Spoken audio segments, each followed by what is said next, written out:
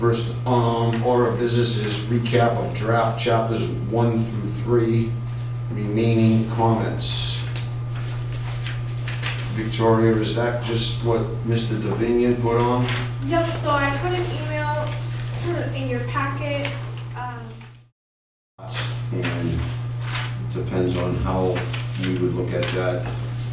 I think that's something that maybe the planning boards, we should not be having in a master plan. I think that's something that the planning board can discuss for a zoning change somewhere down the road. And I think really, if there's a lot of different areas over here with small lot sizes in the town, I think if planning's gonna look at that, it would be set up more of a, to not make this a giant disease across the town, as Mr. Davinian's talking about different sections of the town. The planning board would have to review this as almost like an overlay districts and capture that in a zoning map, and then have that discussion and try to put together a bylaw on that. I've had some conversations with town council on whether or not if you went down to, and I know there's some really small lots, again, turning the town into a city is not a good idea, we talked about that, but if there are areas of 10,000 square foot lots, thereabouts, I did talk to town council about if we did a overlay zone with this kind of verbiage in it, fill-in lots, that if we could possibly do something so it didn't get carried away and go down to little 6,000 square foot lots, if there was be like a maximum allowable variance on that district, and he believes that is language that could be added to a bylaw to restrict, if you're looking to go with, like we did 10,000 in the village district, business village district, you could put language in if you were to create an overlay district and snapshot these areas that Mr. Davinian's talking about. You could do something where you put a maximum allowable variance to 10%, say. So if it's a 10,000 square foot lot, the furthest you can go down is 9,000 square foot lot. So I just use 10% arbitrarily speaking, but I think it would be, I mean, the city of New Bedford, let's be honest, going down to 6,000 square foot lots, that was 1940, 1930 zoning. That's ridiculous to ever try to go back to something like that, in my opinion. So, I mean, if we're gonna talk 10,000 square foot lots like we're allowing over there, and again, it's a whole host of other issues and problems that come up with sewer, water. We only have so much water that we can buy from the city of New Bedford. Where we're at that capacity, I can't tell you off the top of my head, but and then you also got to do what we made them do several years back at the Park Drive. It's called Deep Brook Estates Development. The neighbors were aggravated planning back then, didn't want to do anything about water studies for water pressure. I got involved with that, and we did do a water pressure study, and everything passed, so everything was good, but at least the residents had a good feeling that they wouldn't have really bad water pressure there, right? And the town is, and we talked about this a number of times, the town has to maintain, I believe, the minimum threshold in its water system is 24 PSI, or you run the risk of cross-contamination in the system. So you don't want to be going crazy with developing just for the sake of grabbing a little revenue in 1 year, because that's all it comes down to, and then hurting the current residents of the community with water pressure issues. So I don't think that's something that we should fill in lots of, something that we should have in master plan. I think that's something that the planning board wants to bring it up and vet that out with public hearings and things of the like down the road. Have a heyday at it. It's got to go to town meeting for approval. I think that would have a really difficult time depending on the amount of people that speak against it. I have spoken to a lot of people. I think there's a ton of people that are absolutely against getting below the 10,000 square foot lot sizes, right? Yep. We've seen some people just recently go to ZBA trying to get 6,000, 7,000 square foot lots in different areas, and I know Mr. Davinian was one of the engineers on it. But again, this isn't a master plan for an individual, this is a master plan for the community, right? So we gotta keep that in mind as well. So as far as I'm concerned, I don't think fill-in lots, if that's something that the planning board wants to look at outside, but I don't think we should be talking about fill-in lots and incorporating that in a master plan for somebody down the road to go, well, the master plan committee in 2025 identified it and said they thought it was a great idea. I'm surely not of that mindset. And again, it goes back to the same, planning board's already talking about rezoning, because we brought it up in the master planning committee, and I talked a lot about 60,000 square foot lots being there for 29 years. You hurt the community being there. And I suggested going back down to 45, 40, whatever that number may be, and bringing it down, because you're running out of developable land in the town of Acushnet. So we have to rethink overall zoning in residential A, and I think everybody was okay with looking at that. But again, do we want our town to look like a city? And if we start incorporating, and I know certain people say, well, it's already there. Okay, well, there's little tree lots here and there, and nobody else has trees, so what are you doing? You got a little mini city everywhere, right? I just don't think it's a great look for the town. And I talked about this lot over here, however that got put through is beyond me. It wasn't a legal lot, and the house does not fit in. So we're talking about fill-in lots, but we ain't surrounding that verbiage with dwelling size to fit in with the surrounding neighborhoods. That's a whole host of different discussion for planning. So I don't know how everybody else views it, but I don't think fill-in lots, that size is a good idea. I kind of agree. Clarifying question. I was just checking the agenda for the email that Mr. Dominion sent. Where does he talk about the infill lots? For what section? I mean, I think this is his first point. He put section 2.1.2, expand the residential zone section. And he put, I agree with the section, however, what about other neighborhoods such as Wing Lane, the Laneway off Wing Road, all neighborhoods off Middle Road, Hamlin Street, and streets off It's Maxwell? I think it's 2.1.13 that Kevin was just talking about. Zoning changes to accommodate the production of diverse housing types and implement design guidelines to integrate with existing neighborhood. But I think when Dave put that put the comment for 2.1.3, that was about starter home development. Yeah, I think he's saying. Yeah, so house. it's actually, it talks a little bit about it in the minutes that we just approved, right? Because it was the next, Dave Davinian talked about it, but I was against it in the minutes. It says something about zoning that 6,000 square foot lots are very small. That's what I said. Mr. Woods reminded the NBC about previous discussion of presumption with this strategist for infill development is for small lots, that have sewer. There was that discussion. Mr. Davinian was sitting right over there when we were all sitting over there. And I particularly, it says it right in the minutes, I didn't agree then, I don't agree now. I don't think it should be something that's incorporated. I mean, if we did talk about, I don't know, we used some crazy language about hut housing and small housing, that's a whole different story. If you're building,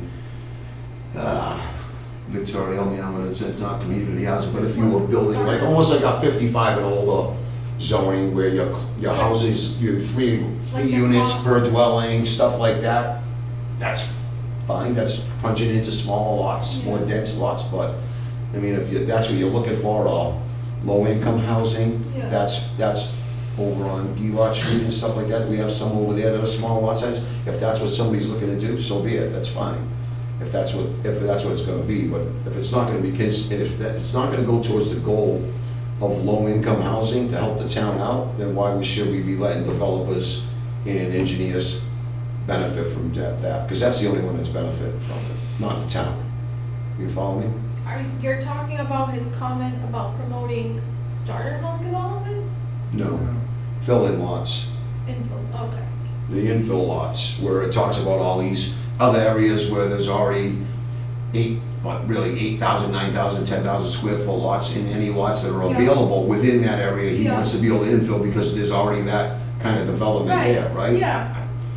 But he's talking about going down to 6,000 square foot lots, so I mean, I think, and I don't know off the top of my head, I'm sorry, but when we recommended changes to lowering the minimum lot size, we obviously wanted to give you guys a starting point, not to say that that's what you guys are gonna do when this is implemented at the end of the day, because again, the master plan does not make policy and is not the final say on anything.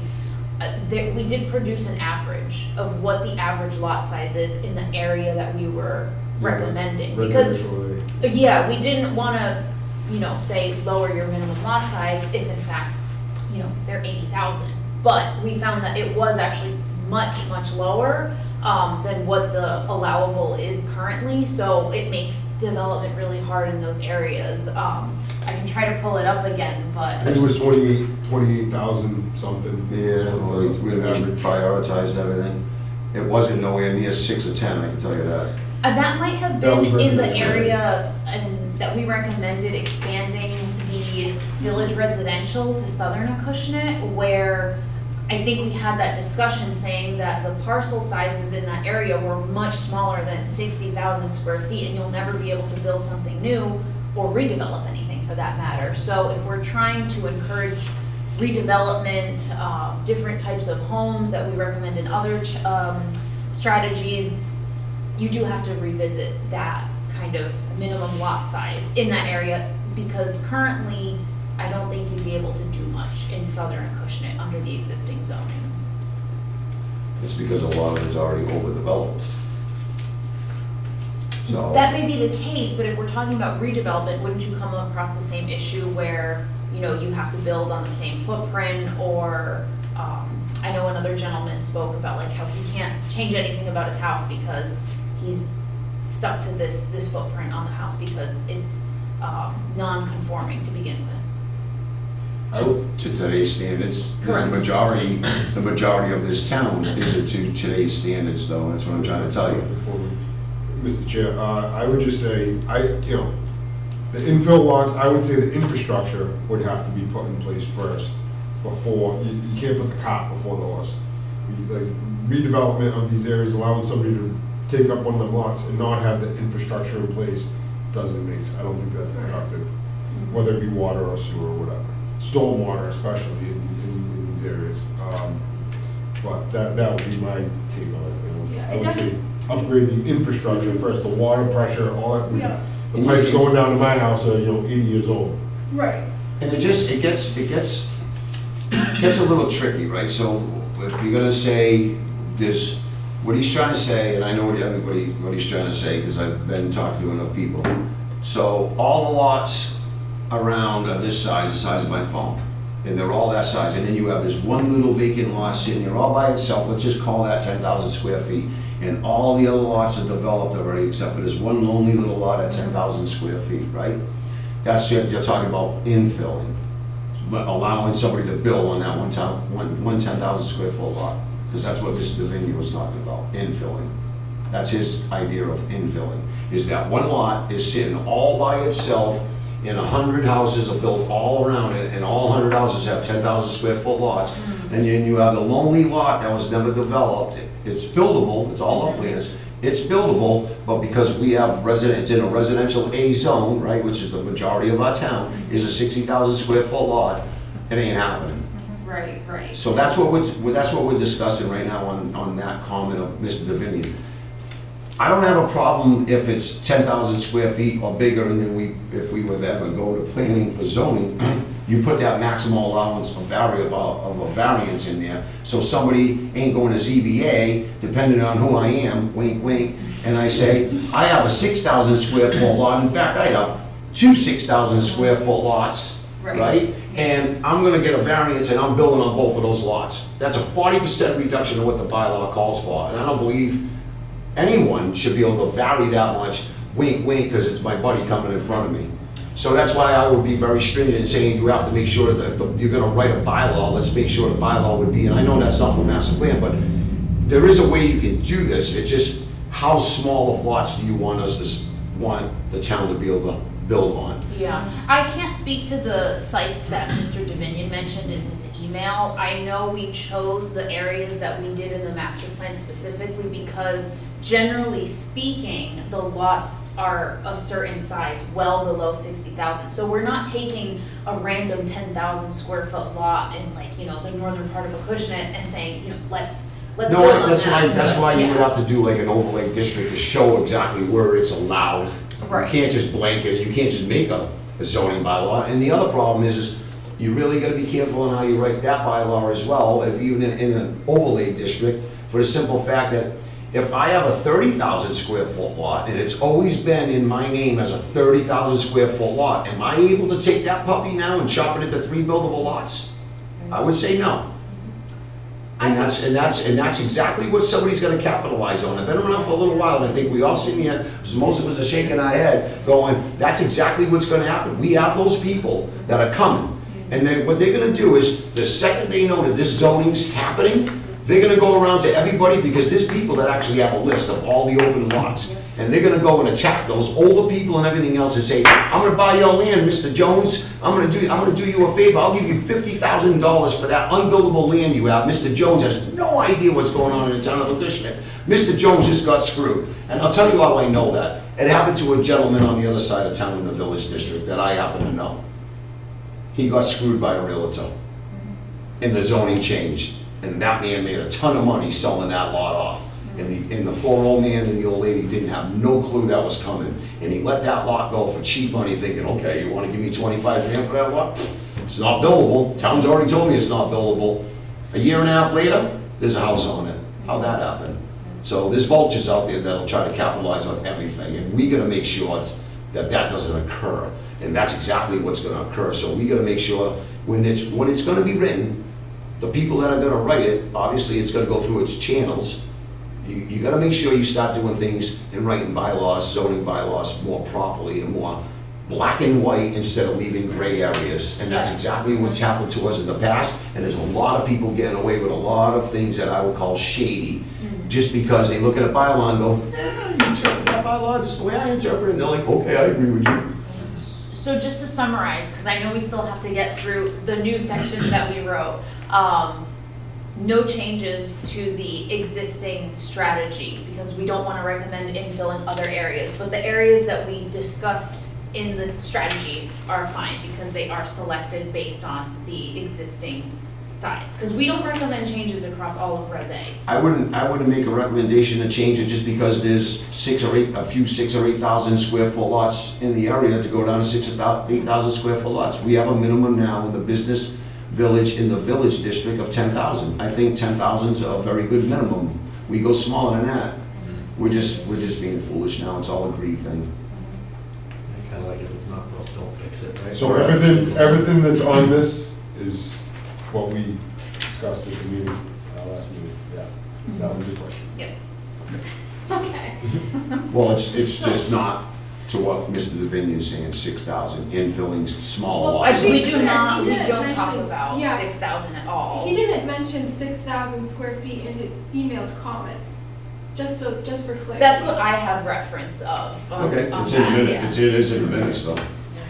Well, he wasn't at the he was at the meeting for a few minutes, but I don't know where the 6,000 square feet came from at the last. It was in the meeting when he was sitting across the street from me when I was sitting out there. and he was So across that the must street. have been That was a like few meetings before the ago. summer, but Yeah. as far as his emailed comments, does anyone have anything they wanted to say about any of his other comments, or do we want to move on to the next section? Yeah, no, he says in capital letters, he disagrees with requiring water and sewer because the technology has changed. Again, I think this is, it's really becomes a planning board issue. Correct. I I don't think I don't think it belongs in a master plan, I really don't. I think it's, Yeah. What about the ultimately at sparkle? this point, I mean, we're already looking at rezoning, and I think that's just a carte blanche, it's there, we're gonna look at it, Exactly. depending on what we do with it. Agreed. Because That's getting a conversation, too far right? into specifics is we're gonna get stuck, Yes, right? we Because don't wanna do that. we wanna talk about water, sewer, and if it comes, there are too many contingencies, but we wanna think about it, right? I think that's a good place to start for the master plan, so I agree. You know, it's exactly, it goes back to the I- planning board, where it's, you know, whenever that time comes up, and so.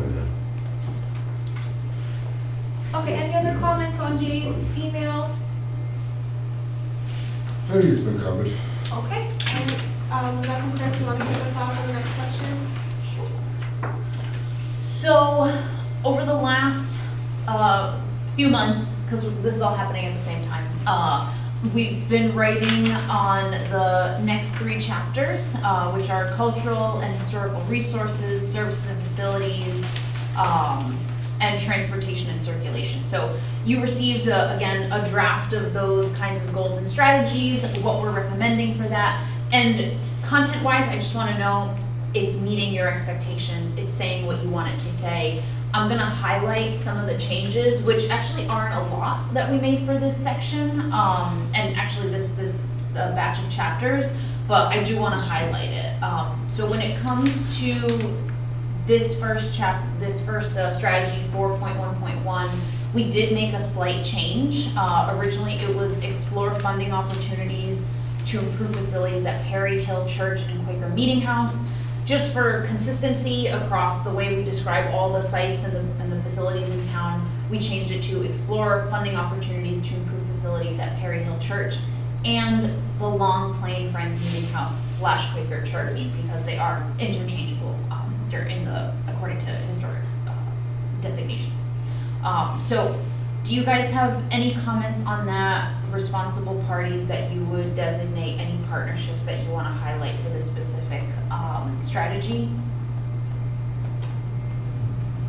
Historical commission. Oh, okay. Thank you. You both in the document. Well, Historic society. that's the only thing we have is historical. That's it. Well, I mean, explore it, but it's, other than that, it's funding, and there was a month, again, there was a funding, it's gonna be CPC. CPA money, and that's, Mhm. Yep. CPC is actually one of the original intents for the CPA Act, so all day long you can use CPC, so it's, Chris, What's that? you're funny, I you're would right, say- CPC, I was talking about funding, he was talking about funding, I said CPC, but that's fine. You're gonna need funding from him, so you might as well involve him, right? Yeah, absolutely. But that's what he was saying about funding for historical, and one of our primary funding sources for historical has always been CPC, Yeah. right? So, I mean, we have a lot of historical buildings. I was never hit an historical nut in my earlier days. As I age and I look around and I travel, it's pretty cool how some people have preserved historical properties, right? And I think we have quite a few historical properties in town that we need to really get going and maintaining them, or they're gonna drop to the ground, right? So we really do need to do a better job of, trying to make something out of it, right? It's just too bad we couldn't put them all on one tract of land. But trying to move an historical building, I don't know if you ever tried it, doesn't work out, so you're going down the road. No, that's tough. That's tough. So it would just be really cool if you had a nice big tract of land and you could take all your, really, the ones that are sporadic throughout the town and kind of bring them into like one little village place, right? Yeah. Victoria and I were talking about doing something with, bars, restaurants, shopping places, all in one tract of land, the go-to hot spot. Right, You know, right. I see that as something that would be really cool for the town of Acushnet to have, and because we keep talking about the congestion up on South Main Street in the village area, getting out here where there's an open tract of land and trying to build some cool little hot spot, Yeah. half dozen retail shops, a few restaurants and, bars and, you know what I mean? Some retail things going on, different stuff like that for people to hang out in, kind of like the Weymouth outlets, but it's in a smaller scope, Mr. Chair, do you want to be a responsible party? Select board, should we add select board to that list? Everything will go, whoever's on the select board at the time, whenever things are being discussed, right? And, there's always been an appetite to, fund preservation of our historical property, so. So is that a yes? No, it doesn't need to be there for a long discussion. Well, like we did last time, where adding responsible parties who would be involved in it. Where he's putting that up, did you pay attention to that screen? Yeah. Historical commission, community preservation, planning, if, What about selectmen? Do you want them on it? No. how many times you want to ask me that? Well, at the end of the day, it still goes to the, I mean, if it goes to the you're select gonna board regardless, approve, that's you're my gonna have to point. approve the article from CPC. Yeah. So I would assume it would have to go. Yeah, you got to be on that. Just by default. I probably won't be around, let's put it that Oh, man, wow. And then again, just a reminder, we're kind of running this through you guys for determining priority. Is this a high, medium, low? Right now, we can think of it as like years, high is 1 to 2. Nah, I don't want to be disrespectful, and I would say- I think medium would be fine. Okay. Yeah, not everything can be a high, I get that. Well, And when we were in the last meeting that you weren't at, right, I think, Chris, you were the one doing that 1 through 3 thing, right? And we talked about that, and just because we're rating it, you know, high, medium, and low, doesn't mean that certain opportunities over the next year or two might pop up, right? So in other words, we put this at medium. There may be some kind of fantastic grant out there, you know, we get $500,000 for historical properties. All of a sudden, it's no longer medium, we're gonna respond to that grant opportunity for that after, as long as there's no strings attached. Victoria knows that, no strings attached. And if there isn't, and you could get $500,000 on behalf of the townspeople, all of a sudden, we just made that a high priority, right? Right. Absolutely. Yeah, That's a no, good point. definitely. Any other comments on that strategy? Okay. The next one talked about expanding historical education programming, so working with the library, the COA, and the school department. Any thoughts on that strategy, especially responsible parties and priority? There you got it. School departments, council on aging, and library. He's got it already. Self-explanatory. And I know that is being done as far as Yeah. with the school, just because my son is doing it now. It was Oh, like okay. a scavenger hunt of all historical spots in Oh, town. that's and awesome. so it was Okay.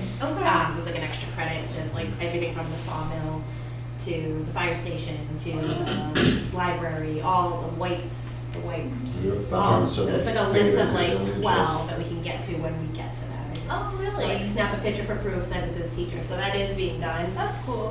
So I saw that and I was pretty happy. Are they doing that, or are they developing that for like the curriculum as in collaboration with those groups or I sites? believe so. I'm not Okay. sure. That I don't know. Okay. But I can't say definite. But Yeah, my son had the same project, so it is in place, so it's good. so it was good to see.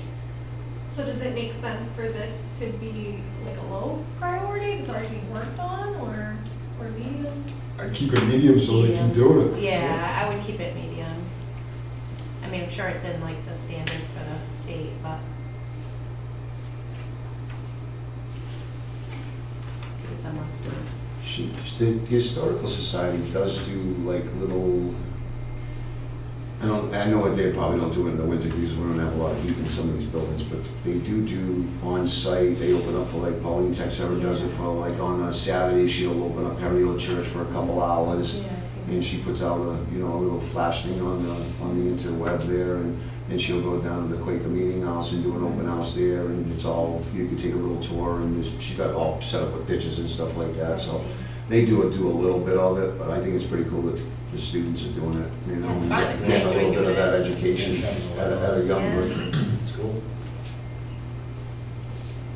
You know, when I was at the Apple Peach Festival, I went to the meeting house there. I was like, yeah, that's, Yeah. I think that was pretty cool.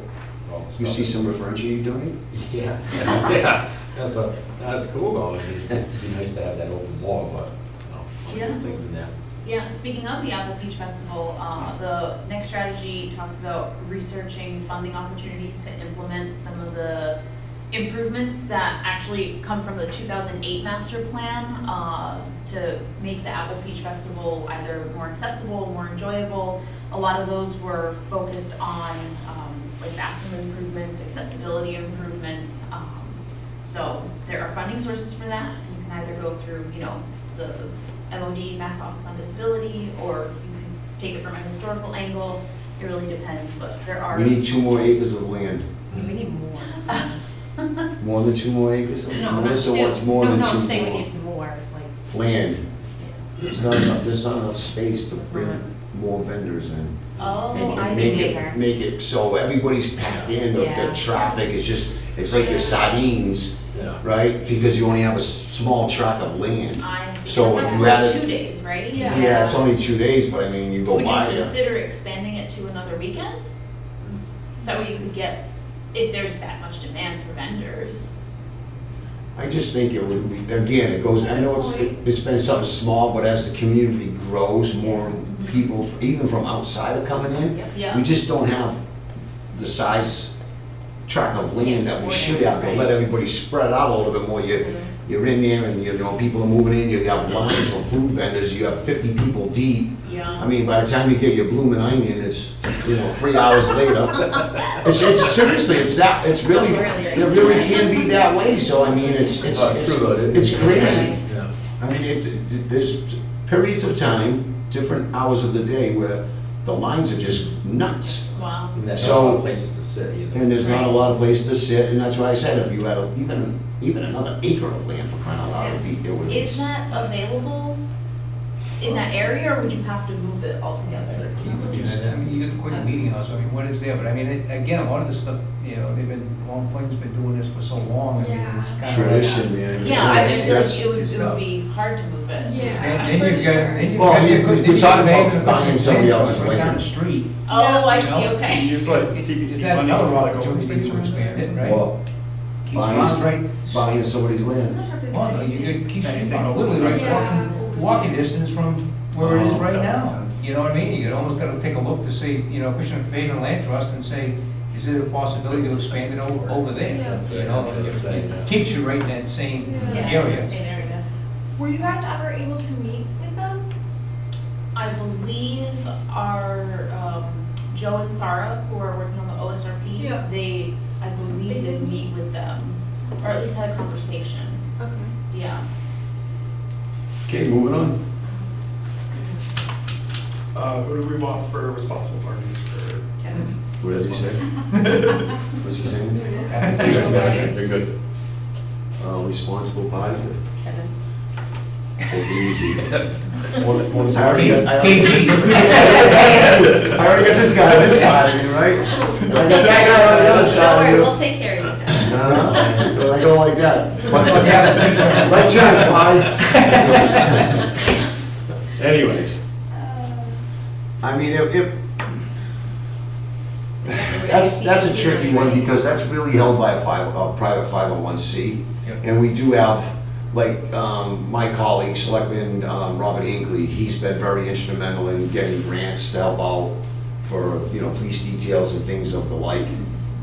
So you do have people, town officials that are collaborating with certain folks from the 501c to try to help it out because they really try to raise money to donate, right? we can also include them as a responsible party. We've done that in the past with other master plans that had like. I just can't give you the name of the 501c. So, Apple and Peach Festival, 501c, whatever you got. Maybe You know what I mean? the If you follow me, that The should be. organizers, we can just say Yeah. the organizers of yeah, that yeah, Beach that's Festival. fine. That's, just put something like that, but I mean. Leave an asterisk next to it too, maybe. Right on, Find there something you more go. formal. Wasn't it Yeah. 44 years, right? I think he No, said. it's been a long, So yeah. he's been- I is thought it it John was by Long 44 Plain? years this year. Or the historic commission. There's like a group. So you could actually put historical commission because it's their facility. Right. Yeah. Well, it's all town, Yeah. right, but it's an historical building and property, so, I mean, you would really, my opinion, strong opinion, is have the historical commission involved in decision-making, seeing how they're the ones that really maintain the property, Right, right? agreed. Could CPC fund some of those improvements? So CP, yeah, it's Yeah. all- it's all historical property, so, yeah. Yeah. Absolutely. We'll pop them in there. Exactly. So you can use CPC funds for the actual grounds, we'll call it grounds instead of property, right? So it's for the building and the land, you can use CPC for historical purposes. In that category where we're talking about Apple Peach, that's just, the Apple Peach event is held On that site. on the, right, on the Yeah. historical property. So, I mean, if we were to do stuff and if we had an opportunity from an abutting property owner that said, hey, we'd be willing to sell you 50 feet along that property line all the way down, that would be CPC funds that we would use to acquire that 50 feet for the length of that one, you know, one side, if somebody was, happened to say that to us, or they said, hey, I got that vacant lot, Yep. right? And I'll sell it to you for $20,000 or $15,000. That would be CPC funds, how we would acquire it, right? Right. But it wouldn't be Apple Peach grounds, it's Correct. historical, and then we would be able to utilize that for Apple Peach Right. Festival, Yeah, or right? whatever else you wanna use it for. Yeah, I guess yeah. that's the benefit of That dump having it tank there. back again, you know? There's two About point- the selectmen over there. There's 2.63 acres behind the property. Now I'm going for that dunk tank. Yeah, why not? I'll do it. Watch it go. I'll do it.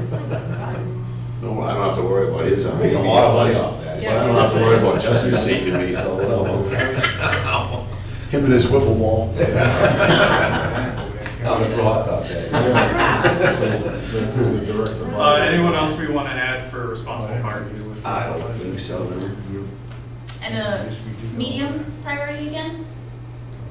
Yeah, you can just keep them all consistent. Okay. And then the last one is to formally adopt the shared historic district with New Bedford.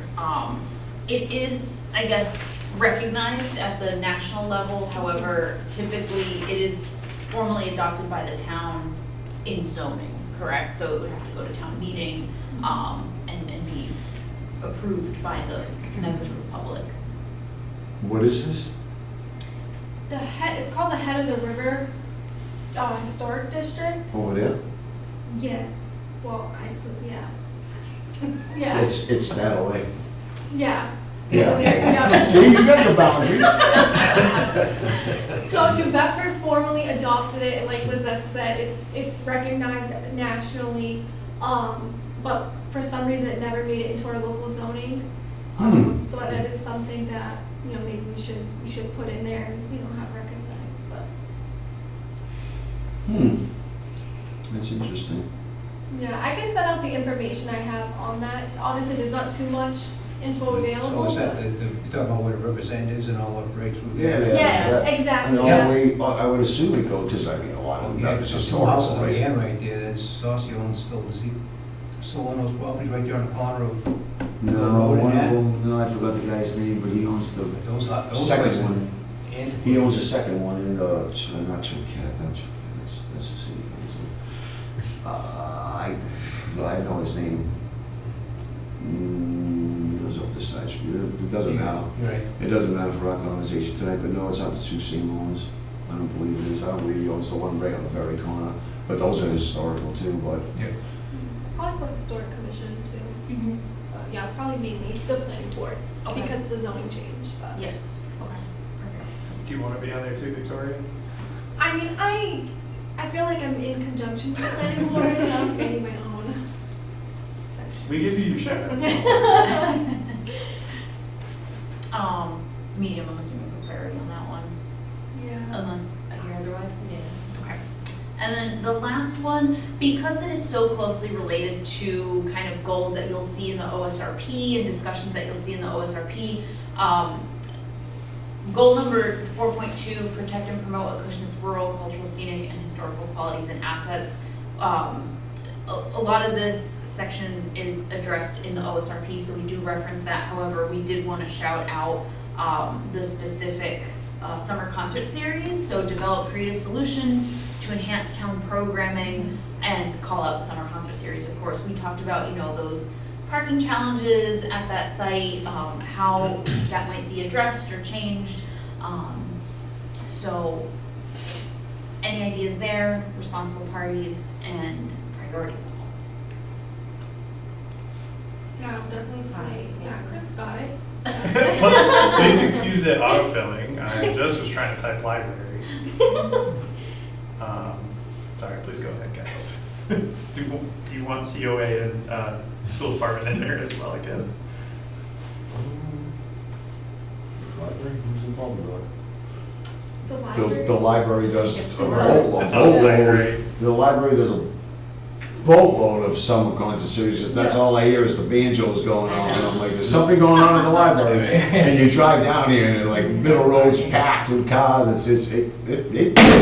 I'll be honest with you, I'm very surprised at how many people go for this little summer concert series at the library. It's a great showing. It really, I'm blown away. I'm like, wow, look at the people here. People really enjoy it.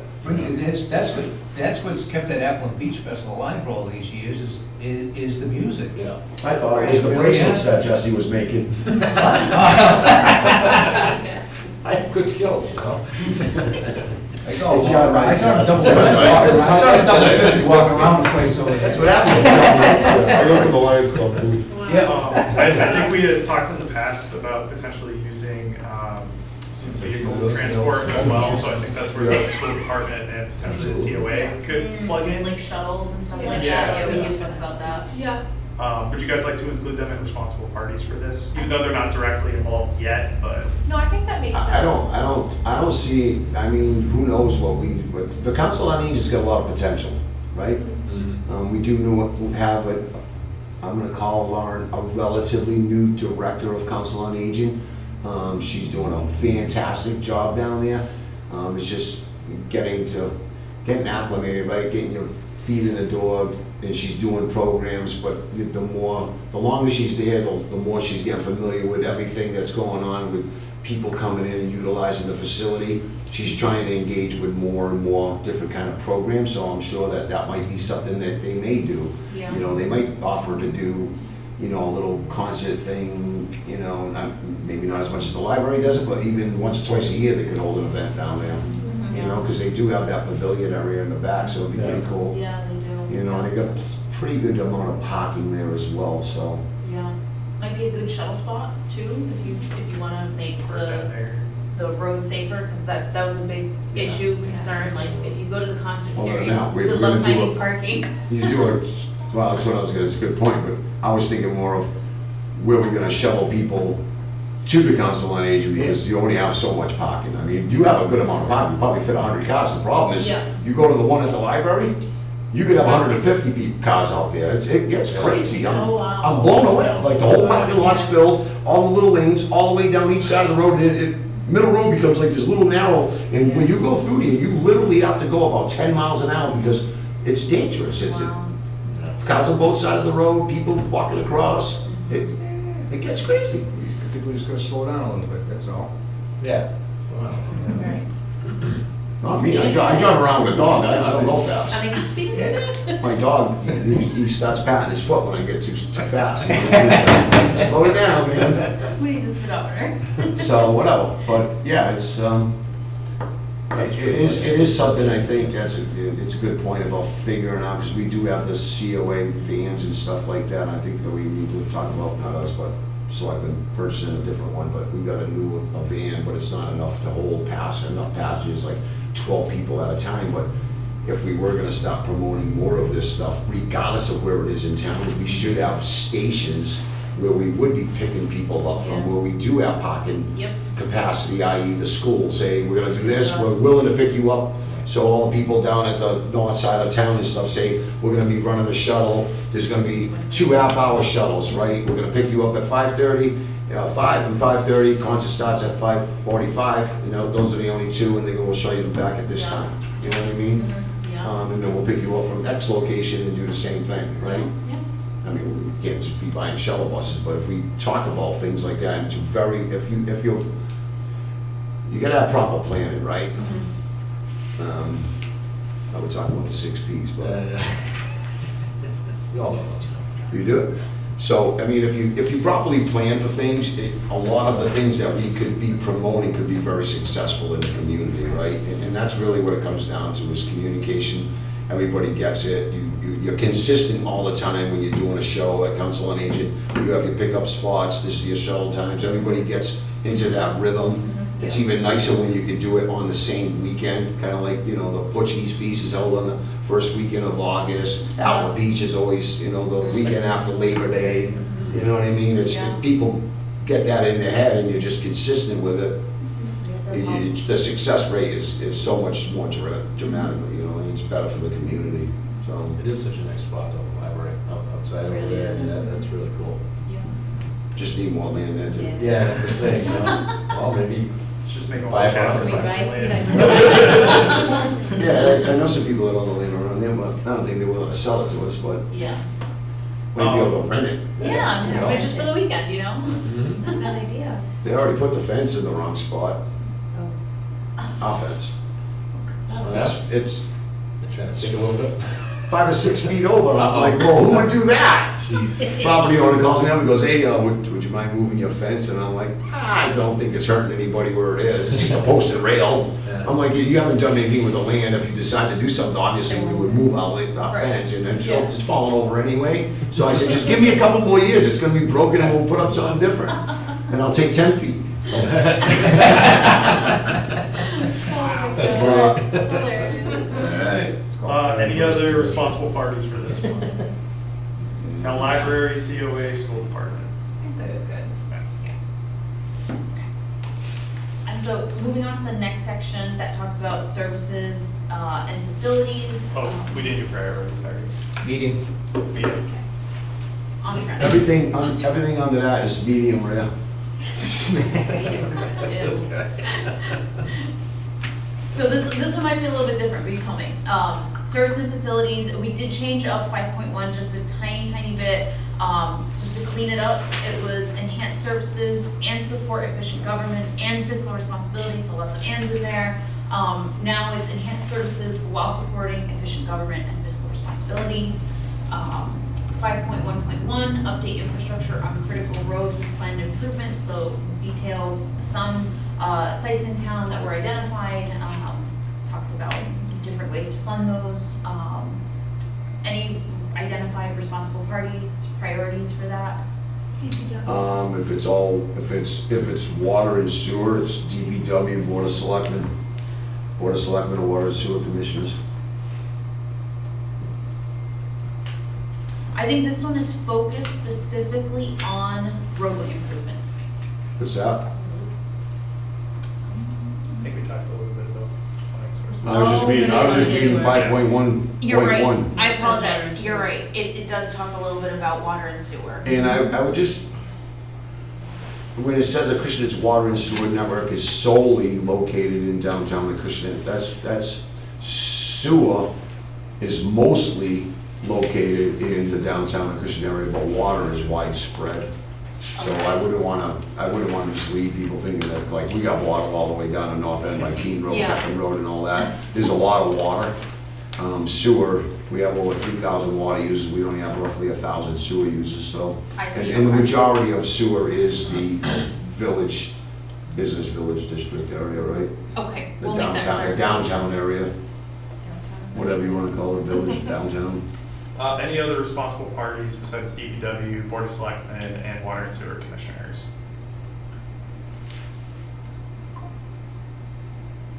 You said this one did talk about funding as well? It did, yes.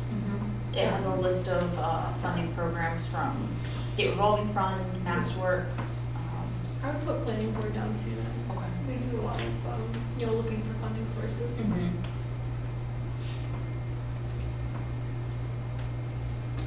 And priority level. High. Well, so who said yeah. So, it should be a high priority, so it's always on the radar of the town, right? Because again, it comes down to, you never know when the opportunity for funding, different funding, the SRF, I mean, it's an okay funding source, but if something really came up and you could capitalize on expanding sewer, that's the only way you can spur economic development is with, I mean, yeah, you could do septic systems for these bigger facilities, but not really that great. They're very expensive. Sewer is the real only way to go when you're talking economic development. And we have our sites, some of us have our sites on different properties, even on the backside of South Main Street for expansion of economic development. I briefly talked about that. I'm reluctant to talk in detail about it because of the parties involved. I don't want to get anybody's attention too riled up, but there is some discussion about land out that way.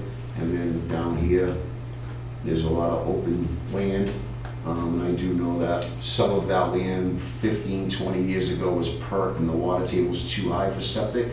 So the only way it could be developed is by means of sewer. And I am in conversations with some people about helping us out. So a public-private partnership. Nice. Great. Continuing conversations on road improvements, complete utility work on South Main Street prior to repaving and ownership takeover. I think we talked at length about what the plan is for this road. Mass DOT is currently fixing it, and the goal would be to make all improvements so that we don't have to touch that for a very, very long time. So responsible parties for that one. Same as above, okay. So that's it's a very, Sore subject for me to talk about right now? so it's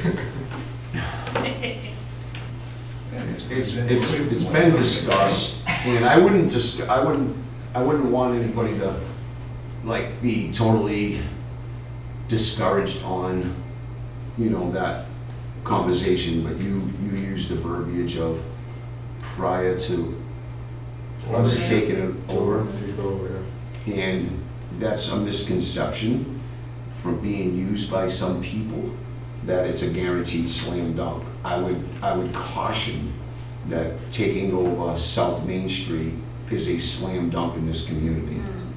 And I strongly caution, and I know there's some folks that are, you know, very strong-hearted and opinionated on reasons why we should, and then on the other side, the flip side, you have some very strong opinionated people that are against it. So there is, look, I'll come straight out. I had a conversation a couple of years ago, one of my colleagues brought it up, and about us taking it over. And I said, look, and I still have the paperwork from that meeting.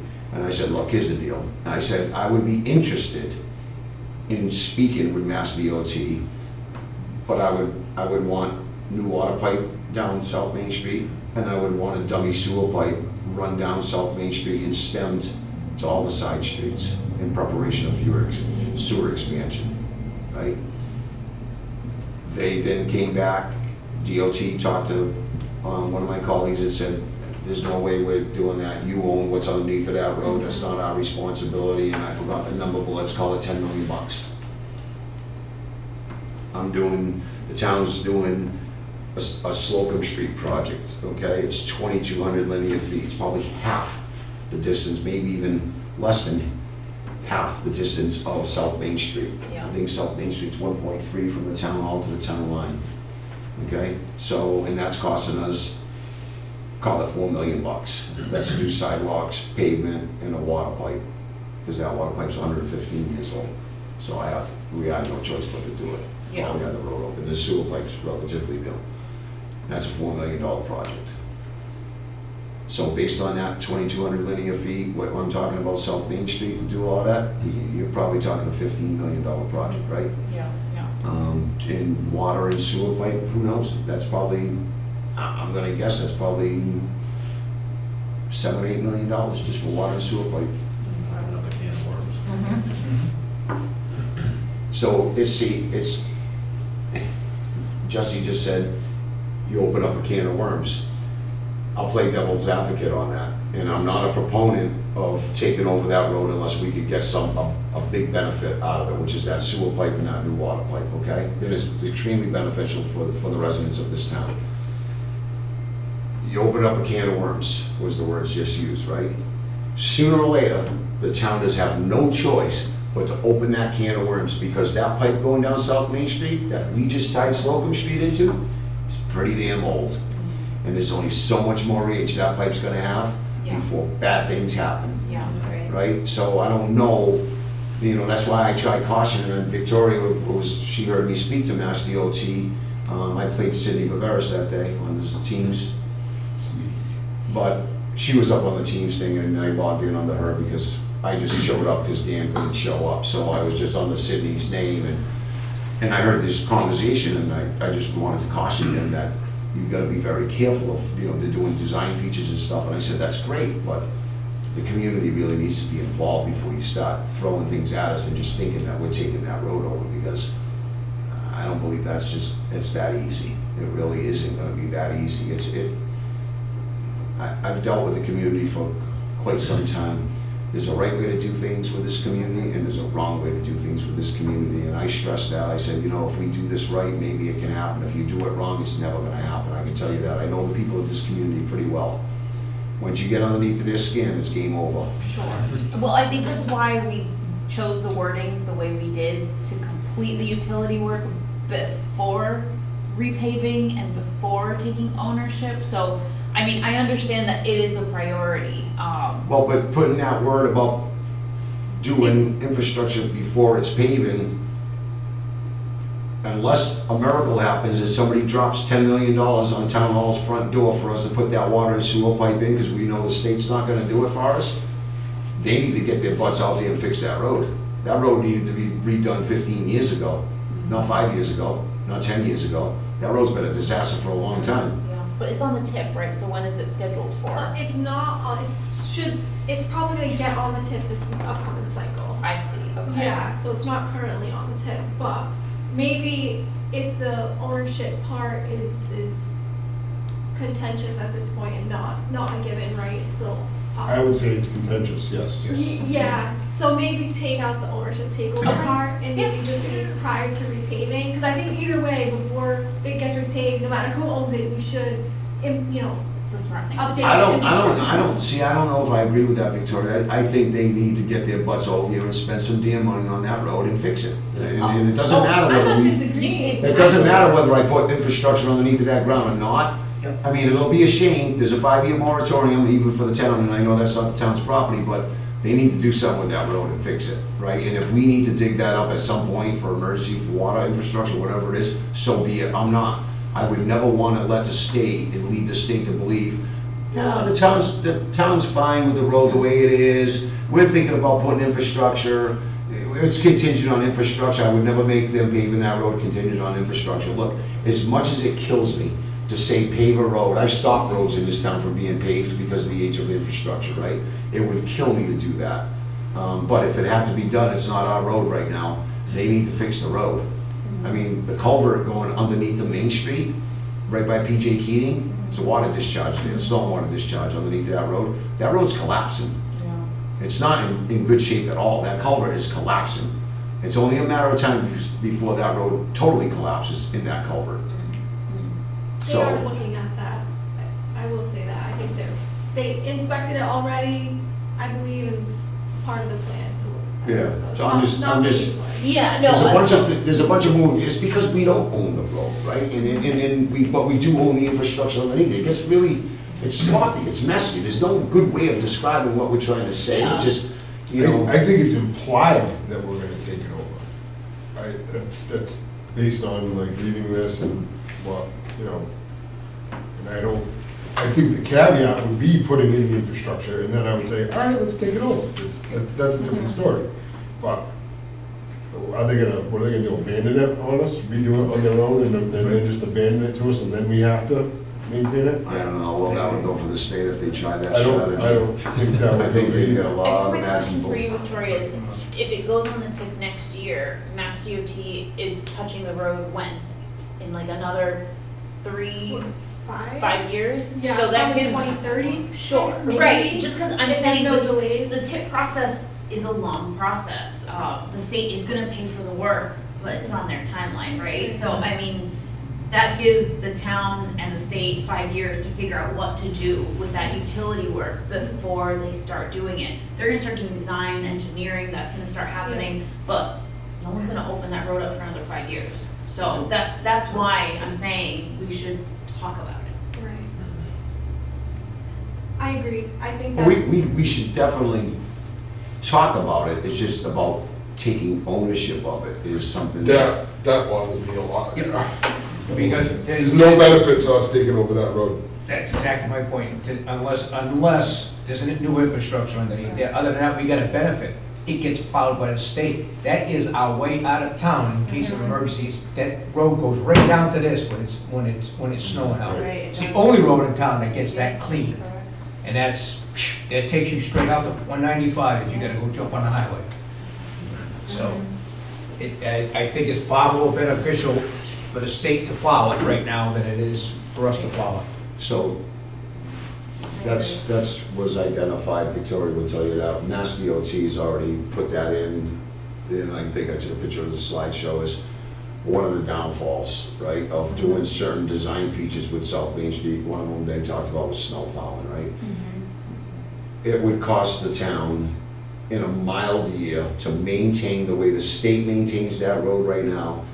In a mild year, maybe a little bit of snowfall, but you gotta remember, we do a lot with ice, right? We sand more than we plow in this town Yeah. because of ice in the morning with school buses, right? So I would go on a limb and say it's probably $30,000 to $40,000 a year in a mild storm Yeah. season. And it could go well over $100,000 when you're out there plowing, Sure. because you gotta constantly be there, right? And you gotta remember the people that used to have in that road pretty much down to bare knuckles, right? The rest of the roads, we do as best we can. We have a small crew, we do the best we can. But the main arteries, we try to hit and hit hard and salt them hard for emergency personnel to get through the town.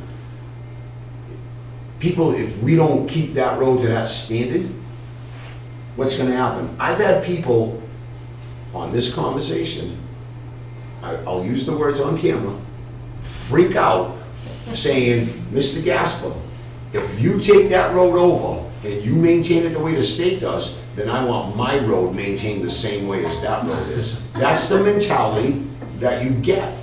And I get it to a degree, but it, you know, and I try, it's a major artery. We try to do, like even Middle Road in Main Street, wherever we plow, Hathaway Road, Perry Hill Road, Peckham, those are like main arteries in and out of the town, right? We do our best to plow those roads out, open up those roads, then we go to the small neighborhoods next, right? We gotta keep in mind, public safety personnel. Huh? I had a dear friend of mine that used to plow that road, and there's been quite a few storms that they almost lost it. And that's the state plowing it on a continuous basis. So it could cost us a lot of money just in snow removal, right? And I know that there's been some talk, and it all depends who's selling you the pie.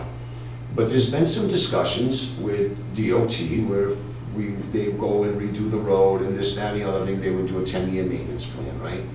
So there's a lot of little things that I don't want to misconstrue to the public and being, you know, we're not taking over a road, we are taking over a road. It's the big elephant in the room, and it all depends on what kind of pie we're gonna make to sell, right? I think too, you know, when we're talking about, you know, South Main Street and the plans for that, there will be, you know, extensive, you know, public outreach for that. There will be separate meetings just for that to get public feedback when the time is right for that.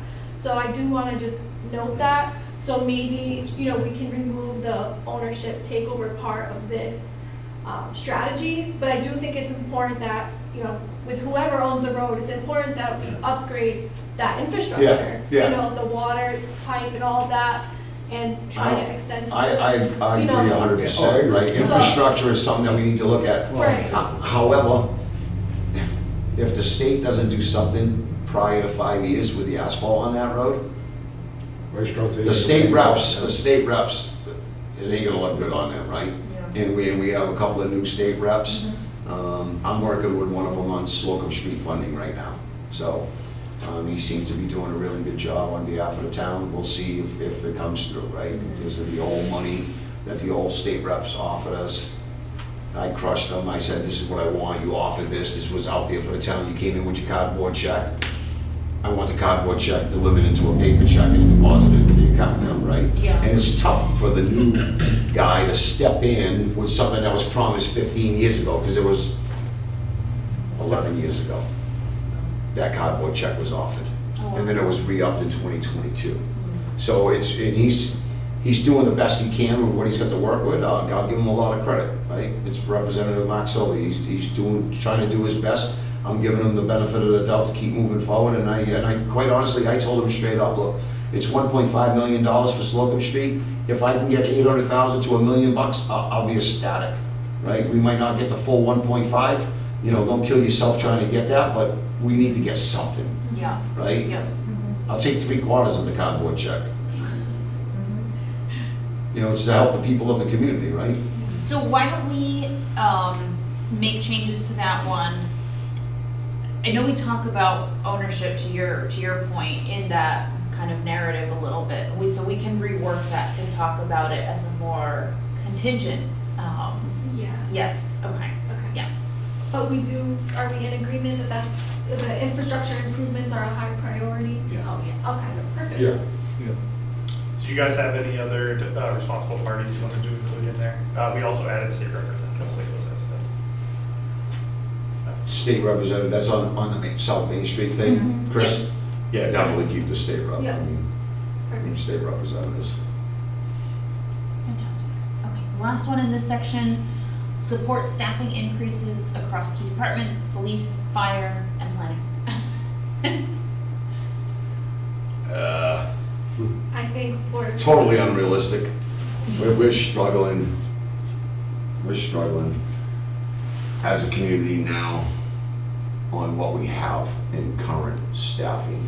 Yeah, There's no staffing increases right now. I don't see, there's not demand, there's more in the department we're sitting in right now because of and there's only so much money to go around, that's the problem, right? But because of the nature of a police department, and we have three of our officers are in the military, right? So when they take off, we're really in trouble. And a couple of years ago, we ended up with 4 cities and stuff like that. So this is a department that's pretty hard to control with staffing because of the military status of some of our men and women. yep. And they can get called like that, and then we force overtime, and the overtime budget for the department is like 4.25 right now. It's hefty, right? But it's a police department, right? Sure. And the board of Selectmen's primary job, far beyond anything else, is the safety of its people, first and foremost, right? It's the highest priority for the Board of Selectmen. They have no bigger objective other than that. So when we look at things, at least from myself and from my colleagues, Selectmen Robert Hinckley and David Wona, public safety has always been, since we've been aboard together, is always numero uno, number one. There's nothing else. If we have to make cuts, it's the last place we go is public safety, Yeah. period. Right? And we just had a conversation with our police chief, provisional police chief, Tuesday night, and talking about staffing, and we only have money in the budget for one, and that's what we went with, but, technically, we need 3. Yeah, yeah. But I don't have an extra $150,000, $175,000. When people come and they say, well, it's only $10,000, it's only $20,000, it's Coming from somewhere, yeah. yeah, if I had that little bit extra money, it would be with police and fire and EMS, right? Yeah. I'd be pocketing it and putting it there. And we recognize that in that section. But we don't support staffing increases. I don't know what planning department has to do with police and fire, but It has to okay. do with staffing increase. Just as a reminder, I am a department of 1. I am part-time with Mattapoisett, so there's a lot of great goals and strategies that we want to implement here, as well as the other plans we're working on as well. So we do need staff to be able to implement these changes and to get these things going. So I think, aside from police and fire or the other departments that voiced that they wanted staffing increases, I think the planning department is a crucial area that needs support. And we got this feedback during the department head meeting that we had. We got everyone together, we all sat down, and basically asked them, like, what are your needs? And again, I recognize it is very much directed by your budget and how much you can give, and it changes every year.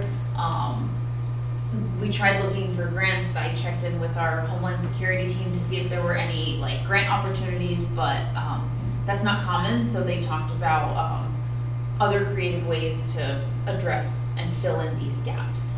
Sometimes that's what you have to do in the meantime until you get a bigger budget. The problem is in the town, we don't have capacity without inflating taxes even higher than what they already currently are, right? And that is not something that the people are gonna tolerate. There's been so many municipalities I've watched do really foolish things with their budgets over the years, and only to come back 5 years later saying, oh, we solved our budget problem now by giving you a trash fee. And in 5 years later, I need a $2 million override. So what was that? You just took away a service, made me pay for it, and now 5 years later, you're asking me for a bundle load more money. No, And they're 100%. failing. Quite honestly, they're failing. And I'll bring up a point right now. I'm not ashamed to talk about it because it's public information. I was just in my treasurer's office last week and we were talking about water and sewer bills. I have 213 homes that are delinquent in water and sewer bills. So what does that tell us about the state of people's financial affairs? Yeah. And government thinks that they're just gonna say, I need more staff and I need $40,000, I need $50,000, I need $200,000 for this department. There's no more money. Yeah. I mean, we're gonna talk about it this budget season. The last 2 budget seasons, I can tell you, I've stepped in on $1 million deficits, right? The magic wand is running out of juice.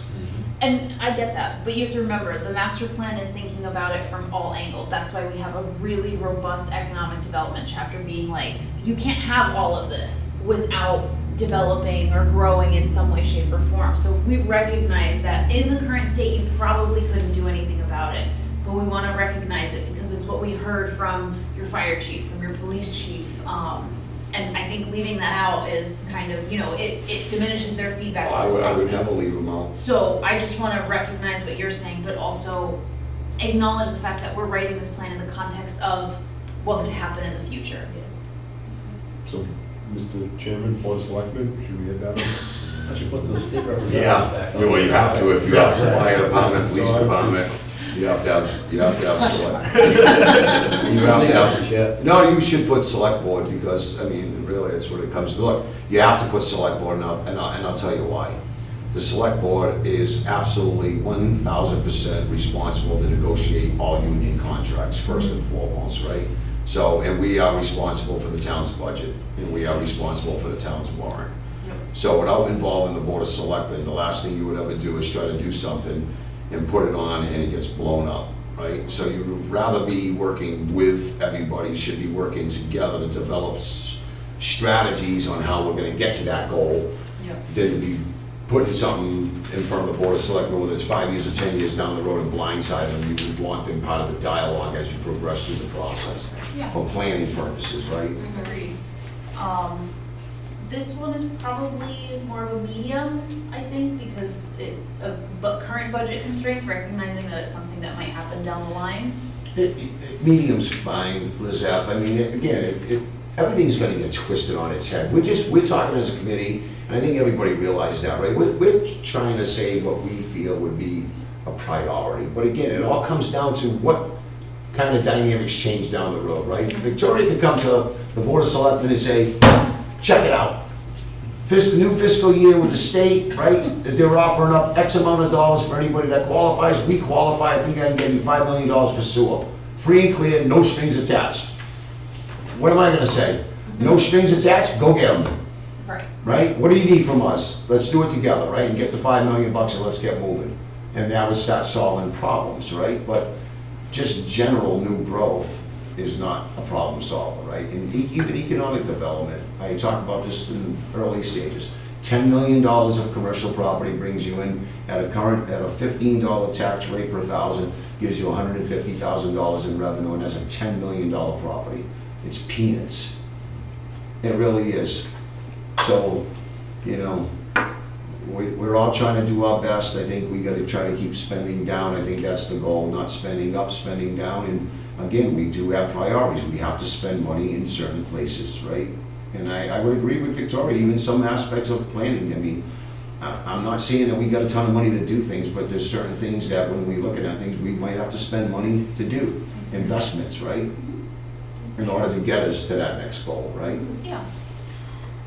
The second goal is talking about facilities in town, so replacing, modernizing, and improving aging town buildings. Again, we recognize it's a cost, but 5.2.1 talks about developing an ADA self-evaluation and transition plan. This is a plan that the town can pursue. There is state funding available for it.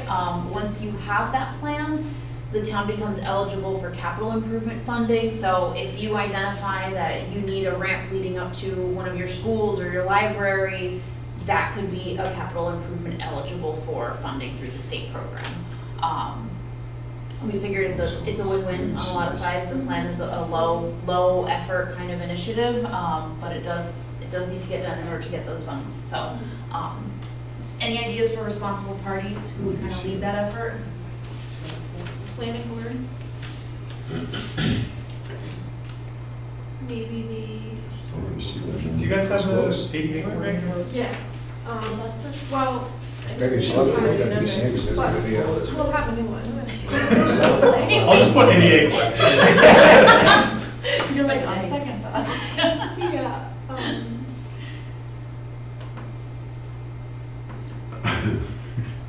Probably school department. Does he get us to explain for KD? Yeah, school department, COA, I imagine.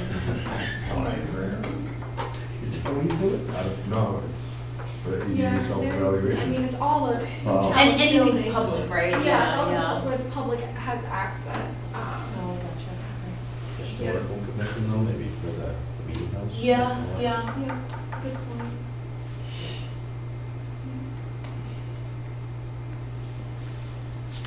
Okay. For the old Russell Memorial Library, I think it's going bye-bye. Yeah, we're still. Yeah, so, any preference on priority before we move on to the Old Russell Memorial Library for the self-evaluation? Although, didn't we apply for Now, we're just getting we're getting appraisals by 3 brokerage firms and we're launching it. For Russell Memorial Library, you're talking about, yeah. The Board of Selectmen just discussed it. that? It's going. We don't need to do all kinds of crazy stuff. We're gonna get 3 brokerage firms, as appraisals. Yeah.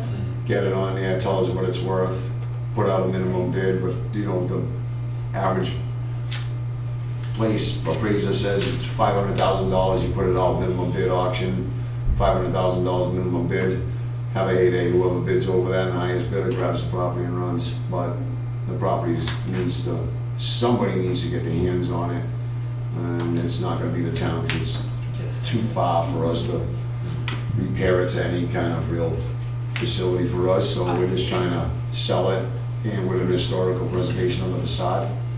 To keep the exterior of the building the way it is and do what you want. And I've had people over the last several years, actually, they want to convert it to multifamily housing. And I said, you realize how much money that's gonna cost? But if they're willing to make that investment, and they think they can succeed with a financial plan on it, knock yourself out. Before we move on to the old library, what do we want for a priority level for the ADA self-evaluation, sorry? Probably, I'm okay with high, only because it's that one's pretty easy lift. The planning board did apply for the grant, back in the cycle a few months ago, so we are waiting to hear if we got the award. So that one might even be starting up soon. I would agree with high, because everything's pretty much gonna be by code ADA, right? Should be Only soon. once you start touching the property, it has to be upgraded. Right? And even, I don't know how much more I want to say about our roadways. We have crosswalks that have curbings, let's put it that way. I mean, doing the ADA plan, Does that Doesn't- come for roadways too? only public, like, access, like, if you need to use a, ramp to get up to the library or something like that, like a sidewalk. Like the entrance. Yes. Not the, Oh, and it does So, include parking lots. if I have a crosswalk going across the street, but you come to a curbing that's 8 inches tall, nobody's concerned about that, and ADA people? Well, I'm concerned that, sorry. Go for it. Okay,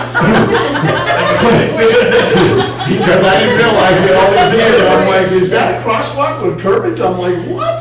so there's actually a separate program for that. And we just received $38,000 in technical assistance to do that sort of plan, which it includes just all roadway, projects, so to improve safety on the roadways. It includes missing sidewalk connections, ADA curb ramps to your point, including crosswalks, that sort of thing.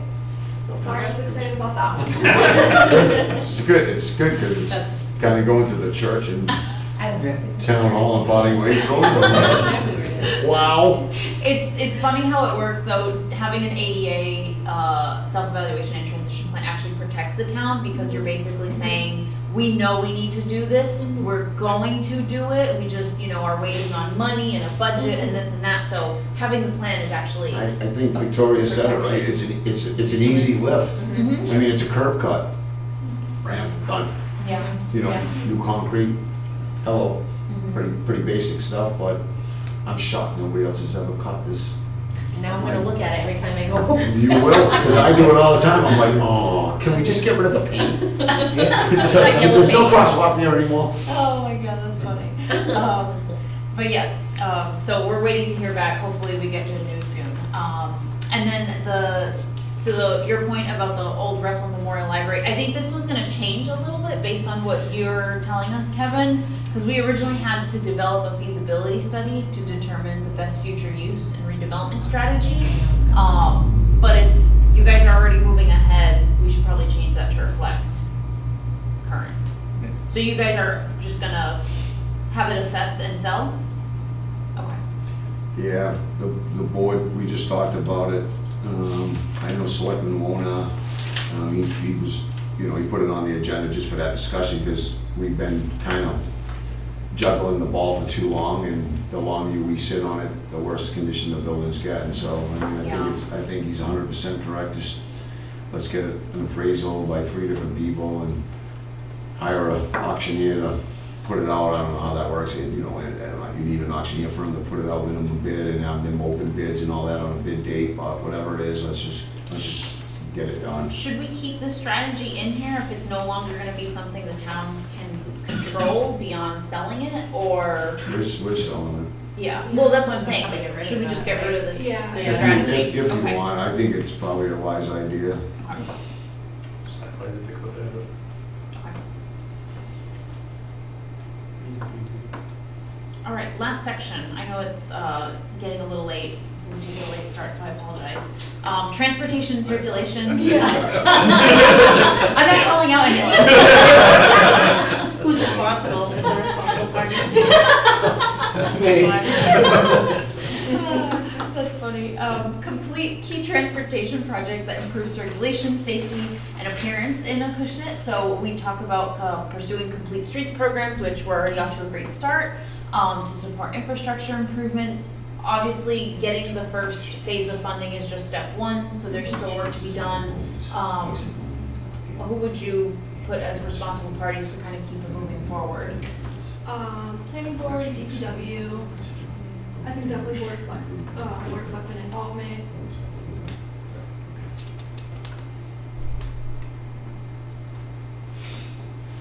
And then a preference for priority? Do we think medium, high? What's that? Which one's that on? Pursue Because complete. complete streets, I won't get too deep into that. I think we already talked about how it's unfeasible in the width of our roadways to do all of that, right? But we don't need to go down that road. I mean, I did something years and years ago, and when they came back, I forgot, it was Serpent, I think it was Serpent, it was probably a decade ago. And it was like, the way you have the modes, right? I'm like, our road, we don't have a place for a car anymore. I'm like, so it's, like, and I talked about Ashley Boulevard, what they did up there by Brookline Park. I mean, it's a disaster. But they got free money, so they did it. Yeah. And it's like, it's not safe. Like, you did this, and you got to improve your sidewalks and paint lines to give everybody lanes, but it's dangerous as hell. I'm like, oh my God, I can't even believe you did that to that road. And our road's just so much narrower, like, Our rap is there. yeah, our office up there is horrible. Yeah. It's just a traffic mess. Basically for bicycle traffic, that's what they did down. What do we think that's for what they did on prior- Sonic Connect. What's that, on complete streets? Medium. Yeah. Low? Bicycle paths high? I'm really, whether I'm on a board or not, I really think that this town, I mean, I think it would be really, really cool if this town would get going on a bicycle path connection to Fairhaven, because that just goes everywhere. It's in here. I know, but like high priority. We're gonna get to it. It's coming. No, like Victoria, do you feel like that might be an easy lift as well, a bike path, like? Probably not an easy lift, that'll take a lot of coordination, but I think it's something that's, already in the works between the neighboring communities. With South Coast Road. Exactly, the South Yeah. Coast You know what, Highway. you know what, then what I'm gonna do is, I'm gonna call Joby Aviation or Arch Aviation and make it the little electric helipads. And we're gonna fly people to Fairhaven with their bicycles. So I'm gonna make a shuttle from the Titleist property. You're gonna put your bike in it and wait. Seriously, you ever see them? No. Elon Musk of You the. guys gotta They- get together with your phone. That was so good. Sir, I'm serious, right? There's plenty of public utility companies, and they're electric, and they're little props, they flip up, and then they go this way, and it's like the Jetsons, man, it's here, it's already here. So what do we think He's about been priority here. levels He's for been Queen Street? Yeah, I almost said it, I changed what I was gonna say. Wow. Before we get to the bike path. Next time you're in the back There of the is room. one more to get through. We just continue to lobby for the construction of a bypass road to provide frontage to town-owned industrial land. Yep, Aye. Can I just make a point of clarification? The town-owned land, isn't zoned industrial at the moment. Ah, okay. You are correct, and I just did a map with Kelly today of all the property owners and where it all is, so I'm way ahead on that. Okay. Ooh. Just because I got lawyers involved. Oh, okay. Well, we have to, because we're working Yeah. to try to expedite, right? Yeah. On behalf of the community and the safety of our residents, right? For the trucks to get off South Main Street, so. And then we own land, but there's certain parts of our land that are conservation restricted, but there's other parcels, so I just did that with Kelly today. I'd be more than happy to share with you, I got Yeah, some absolutely. good maps to show you. Yeah. And I try to identify who owns what because of where that road would go through. Okay. And I think I only see one property that could be a little bit of an issue, but that's it. Okay, awesome. Thank you. For the responsible parties, I have Board of Selectmen and DPW for this strategy. Any others that we want to include? Planning definitely has to be up there. Conservation's gotta be up there too. A lot of wetlands back there. So conservation absolutely has to be there too. Are we thinking high priority? I know this is. Highest as you can make it, super high, I'm the only one super high. No, high is fine. Yeah, Chris, you got it now. Just made a new category, Chris. Category of its own. So, to your point, Kevin, the bicycle path, provide more bicycle, pedestrian, and transit facilities in I areas mean- and towns. So that's obviously planning, Concom, Bicycle Safety Committee. Yeah. bicycle safety Yeah. committee, selectmen, Concom. Is there? a Can't you distinct just cut, organization? copy, paste, Chris? I don't have pedestrian and safety on here. I'm just trying to keep up. What This was very You could have took the block above and cut, copy, paste, and just added pedestrian. as Bike, what do they call For it? the bike path? What do Is they, it- Or is bicycle? that Bicycle all safety in the committee? South Bicycle Coast safety. bike Is it plan? bicycle safety or bicycle South Coast pedestrian? Bikeway Alliance. Okay. I'm not sure if I'm Yeah, saying. just make sure it you're- It might be Are those e-bikes? I Making think they sure were the very training good. wheels are. Yeah. Maybe It's on change- South Coast change- Bike no. Way. It might be bicycle pedestrians. Just, we're talking about bicycle safety, not your safety. I know Serpent has some They were here. involvement. They came in on- I don't know if they. Or they got one even if they So they let them pass We- legislation on that. We help Anything over SCBA 71, with grant funding sometimes, Okay. and some project management. Okay. But typically, like, they come to us when Stay they've with the already scooter, figured man. out, yeah. The scooter's the bomb. I use the scooter, I got 5, 6 of them. I would say that's a high. Yeah. Are we thinking high priority? I'm sorry, we're talking about scooters? It's okay. Chris, you For got the- bicycle and pedestrian. Awesome. Thank you. For the development connections between the Fairhaven bike path, New Bedford, and Acushnet, are we thinking? Is the high South priority? Coast Bike Alliance? There is, yeah, they're kind of spearheading the whole bikeway.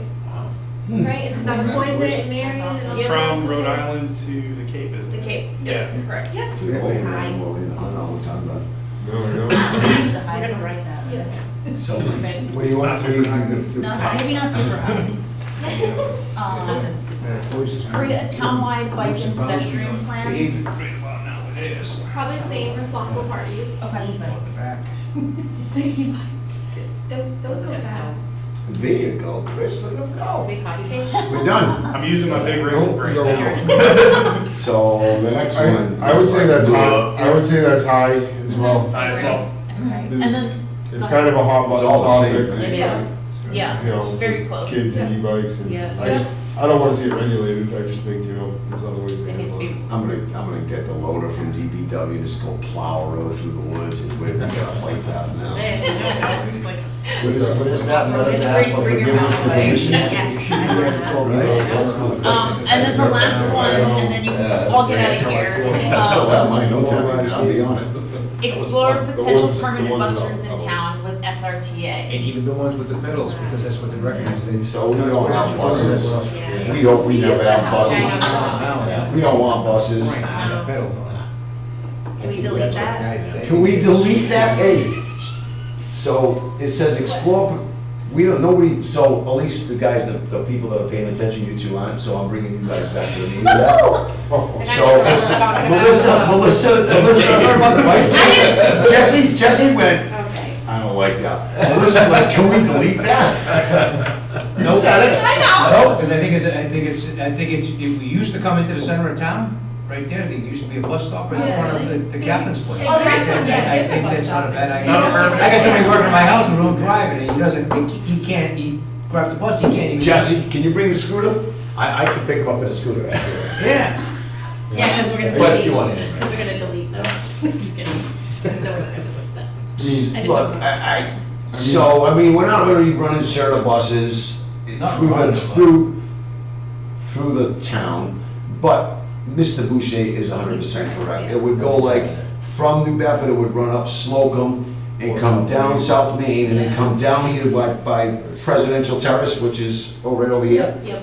And then pick up there and then scoot back up into the city. It's like just a giant U. Basically. But let's not put, Right. we got enough school buses on the roads right now, traffic congestion. We don't need SERTA to be sitting there with their big buses, picking up one person with a 100-person bus. What are we thinking for responsible parties for this one? Steve Boucher and Lowe. I said it for That's you. good. Not super low, right, just low. And then Lowe. Funny. So we do, one member of the Board of Selectmen is actually a SERTA rep. I believe that's Selectman Hinckley, but it could change, so you don't want to put Selectman Hinckley, right? So just SERTA rep, right, representative, right, maybe put BOS, Board of Selectmen. Housing authority? Yeah, you can probably put Housing Authority. I mean, it's not a town thing, but it's a state. Housing Authority is run by the state, but that's where the bus used to go and stop. So yeah, I would put Housing Authority as well. There's abundance of residents. I don't even know how many residents are packed in here, but I say 60 something, but I'd have to talk to Lynn if I know what she's. And they're looking to expand as well, so the Housing Authority, the property there, at least another building, so. And I don't know if you, sorry, didn't we name somebody from planning for SERTA rep too? Are you talking about the Joint Transportation Planning Group? No, Then, no. maybe maybe that one should be like JTPG or something. Yeah, I'm the chair of that committee. So maybe JTPG, that's the abbreviation, right? Yeah, JT. Well, Any other responsible parties? No, and we got the delete to Low. That's good. Positive. I'll go low as well. Hopefully that make you laugh. You had a bad drive home, tiring day, at least you're laughing. I'm always laughing. Always. everything's fine. That's everything we have for Everything's tonight. fine. Thank you for bearing with me, and me and Chris. I did wanna just give you guys a notice that, we are adjusting the schedule a tiny bit just to give, cause I know we're covering a lot at these sessions, and I don't want to overwhelm everyone, so next month Too we'll late. be looking at the open space and recreation plan exclusively, and then in December, we'll look at the, water management plan. Just that way they each have their kind of moment, but yes.